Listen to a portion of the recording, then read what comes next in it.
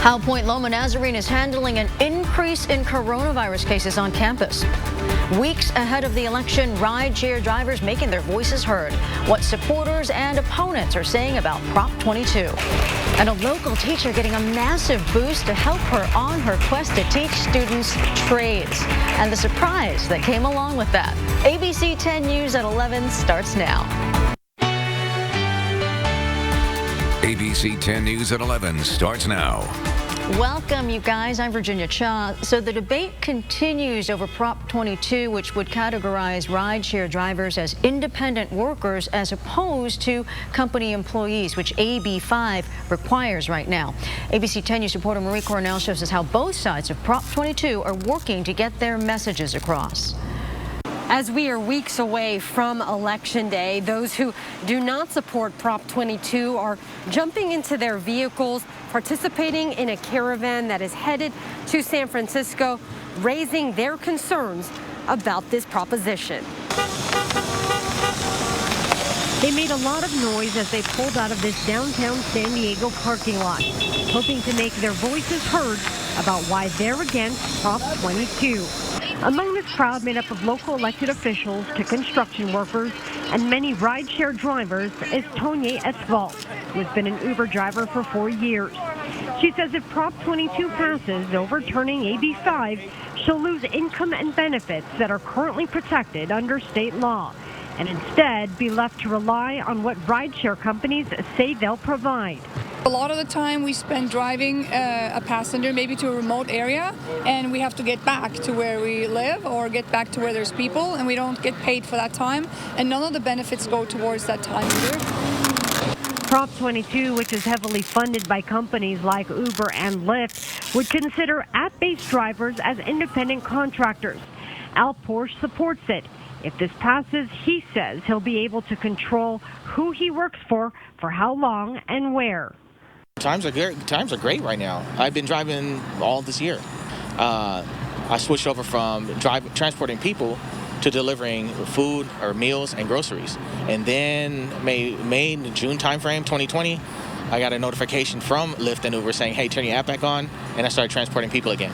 Prop 22 opponents also believe this measure will play a role in deepening racial inequality, citing that 78% of this workforce is made up of people of color. Supporters of this measure don't agree, arguing this measure will keep all who want to work employed with a steady income. The caravan will head to Los Angeles, making a stop in Fresno and Bakersfield before ending in San Francisco. Reporting from downtown, Marie Cornell, ABC 10 News. Well, this morning, some students at Point Loma Nazarene University are sheltering in place after the school identified a cluster of coronavirus cases. The university says they have seen an increase of 12 cases. 50 students have been identified as close contacts. The school says the shelter-in-place order was sent out in part to more effectively contact trace. Now, the school also says they're monitoring 2 other unrelated cases in another dorm, Nice Hall. The San Diego Union High School District holding a special meeting today to talk about safety measures to try to keep faculty and students safe. The district did announce, though, that distance learning will continue through the second semester. Now, last month, they reached an agreement with the California School Employees Association on the precautions taken, which include providing personal protective equipment, establishing points of contact to report unsafe conditions, as well as giving employees an option to request to work from home. The meeting will be virtual through the district's website starting at 2 this afternoon. We want to take you live to Capitol Hill. Senators have been questioning Supreme Court nominee Amy Coney Barrett. Day 2 of questions from the Senate Judiciary Committee, where Barrett is being asked about her past positions and how she would rule on things in the future. ABC's Andrew Dimbert has the latest. Judge Amy Coney Barrett facing another round of questioning from senators today after the president's Supreme Court pick sat through nearly 12 hours of interrogation by lawmakers on Tuesday. From a conservative point of view, generally speaking, we want legislative bodies to make laws, not judges. Is that correct? That is correct. Now, senators with a second opportunity to grill Barrett as she inches closer to serving on the nation's highest court for life. Justice Scalia questioned the strong congressional support for reenactment of the Voting Rights Act. What is your understanding of the history of the Voting Rights Act? When I said that Justice Scalia's philosophy is mine too, I certainly didn't mean to say that every sentence that came out of Justice Scalia's mouth or every sentence that he wrote is one that I would agree with. Democrats focusing their inquiries on issues of great interest to millions of Americans, from the Affordable Care Act. If the president and those who support him and those who support the Republican platform are going to keep their promise to end the Affordable Care Act, they need that ninth justice, and that's why it has to be hurried. Unfortunately, that is the orange cloud over your nomination. And with the November election less than 3 weeks away, President Trump has said he's counting on Barrett and the court to look at the ballots. Asked whether she would recuse herself from an election dispute case, Barrett not ruling it out. Because it would be inappropriate for me to make a comment, and I don't think I've answered any legal hypotheticals in keeping with the Justice Ginsburg rule. After this next day of questioning, Barrett's nomination will be brought up for a committee vote on Thursday. If that happens as expected, that would set up a full Senate floor vote in about 2 weeks, just days before the election. Andrew Dimbert, ABC News, the Capitol. And just a quick reminder, you can follow the proceedings on Capitol Hill live on 10news.com or on our Facebook page or our app on your favorite streaming device. New today, President Trump announcing plans to take part in a town hall event after pulling out of the debate scheduled for this week. His campaign announcing that town hall this morning. It will be tomorrow night in Miami, hosted by NBC. Federal health officials say they've reviewed the latest data on the president's health after his bout with the coronavirus, and they say they're confident he is not contagious. Tomorrow's town hall will take place at the same time as a town hall featuring Joe Biden. That one will be carried live right here on ABC 10. You can catch it at 5 p.m. tomorrow. An East County teacher awarded a huge grant from Harbor Freight Tools today. She's one of 3 trades teachers in the country to win this award. ABC 10 News anchor Mary McKenzie was in Santee for the big announcement.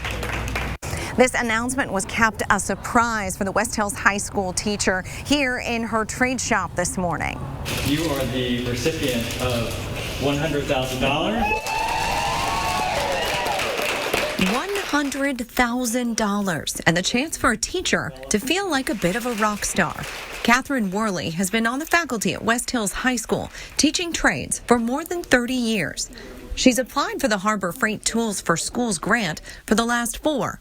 In her application, she had to say what inspires her. It's exciting to see kids see an end product and have such pride in what they do. One of her classes is guitar construction. And they start with pieces and finish with a beautiful acoustic guitar. And, you know, the first kid that strings it up, everybody stops because they hear a sound and they say, oh, I got to get mine done. The challenges of learning online have been particularly stressful for classes that are designed to be hands-on and involve up-close instruction. But Worley feels compelled to keep going now more than ever, considering the shortage of skilled trades workers nationwide. I have a student from last year that got into an apprentice welding program for a very large employer, and in 5 years he'll be making more than I do. She gets to keep $30,000, and the trades program at West Hills gets $70,000. As for what she might do with it, maybe a nice vacation next summer if we can travel. Mary McKenzie, ABC 10 News. Oh, congratulations to her. That is wonderful. All right, let's take it on over to Megan as things heat up today and continue through the week. Megan, what are you seeing now? Well, I will say if you live along the coastline and just a few miles inland, it's a little cooler than it was yesterday, but it's by no means close to where we should be for this time of the year. Definitely not feeling very fall-like. Yesterday at this time, we did have some 90s on our maps. Not the case today. We're in the mid-80s for most of our inland neighborhoods, including Escondido, Poway, and El Cajon, and 70s along our coastline. If you recall yesterday, some areas were closer to 90 degrees, like Oceanside. We were at 88 at this time yesterday. So yesterday was a record hot day in Poway at 102. I'm forecasting another record there today at 98 degrees, another record in Campo at 96. Ramona and Chula Vista, I think, are going to be just a few degrees shy of those records. But the next few hours, temperatures will likely be climbing into the low to mid 80s for most of our coastal areas. Inland neighborhoods will be in the 90s. And I will pinpoint more on this heat advisory a little bit longer because it lasts until Friday. Virginia? All right, we can make it.